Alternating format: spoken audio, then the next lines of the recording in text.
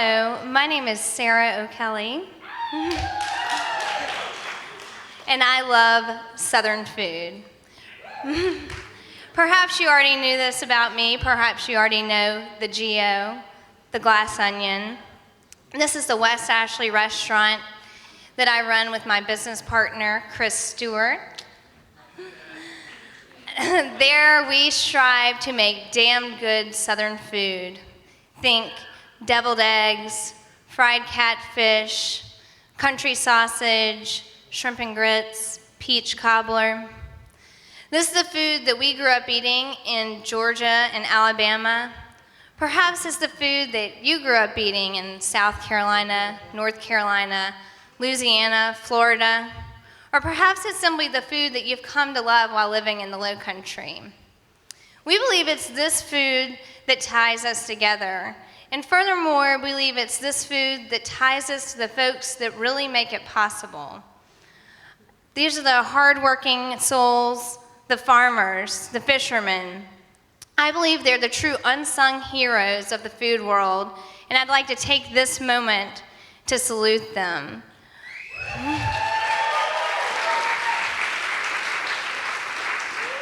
Most of these folks can't remember the last time they had a vacation. Folks like Celeste Albers, who works the Guatemala land with her husband, George. She raises chickens that lay outstanding eggs and has wonderful raw milk. She moves her hen houses every morning to ensure they have fresh ground to peck, and they're very happy hens. When you crack open one of these eggs, it reveals a golden yolk that will rival any sunset. Also, people like Fred Dockery, who eschewed his academic upbringing and a degree in philosophy to become a fisherman, to make a career on the water. Fred, he works almost every day alone on his small boat, bringing in heavy nets and crab traps, but he seems truly at home on the water. This is Fred, everybody.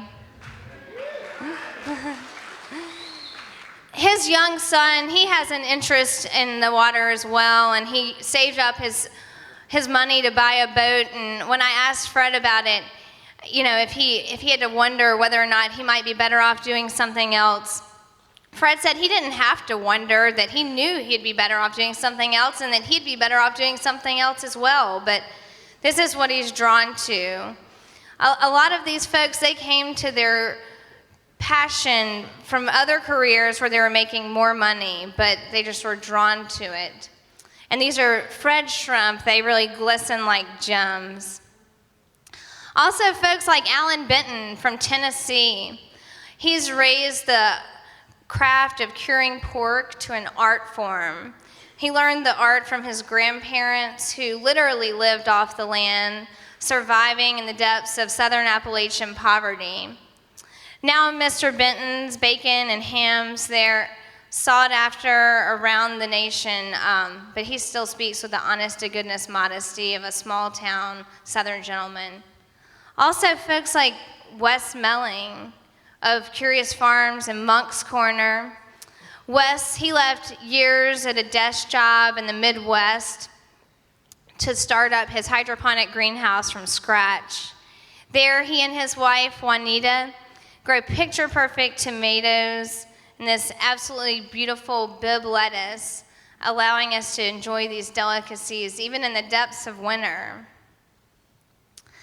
Also, folks like Glenn Roberts of Anson Mills. There's a beautiful Bibb lettuce. I just have to point that out.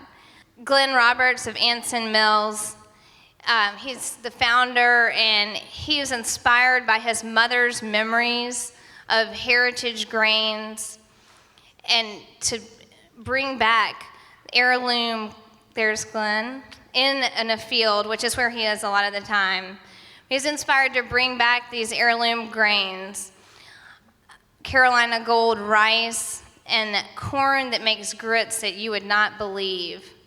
These days, Glenn spends his time driving thousands of miles across the country, overseeing the production of these grains, hoping that some will thrive enough to make it up to his mill just up the road in Columbia.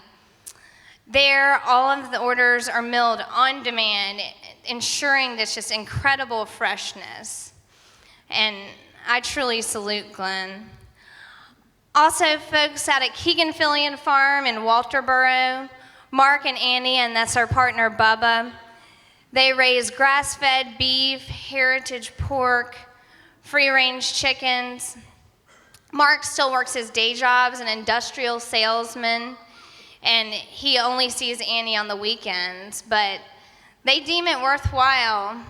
And when you gaze upon this well-marbled heritage pork, it's easy to understand why. Even when they suffered a barn fire this fall, they still didn't lose, their drive and energy.